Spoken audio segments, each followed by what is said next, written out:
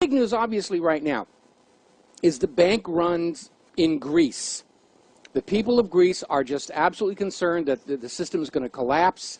There runs on the bank. It is so in the face that even Fox News and CNN did have to report it, albeit rather briefly. Huge lines at the ATMs, nearly $1 billion US withdrawn just in the last week.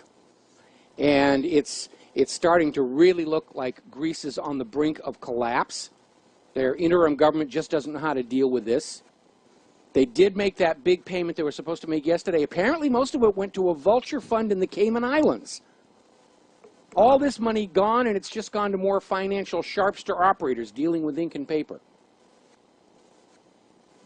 But Greece is seen as on the brink of collapse. Christine Lagarde, head of the IMF, is saying that they are preparing for an imminent collapse of Greece. So the bank runs are big news all over Europe. France is admitting they have a 10% unemployment rate. I don't think so. I think the government of France is probably lying to the French people as much as the U.S. government is lying to the American people about the true scale of unemployment. We know the official number here is 8 to 9%. We know the real number is over 40%. We know that Napoleon lied to the French people about defeating the Egyptians at the Nile, so it's not like the French government has a great deal of credibility going into this debate anyway. Now, over there in Europe, the European Central Bank is trying to hold Greece's interim government effectively hostage with the bank runs, saying that they are not going to provide any cash injections to the banks to save them from the bank runs unless the government of Greece permanently commits to put the people of Greece back into austerity slavery, and of course, that's not what the Greek people want.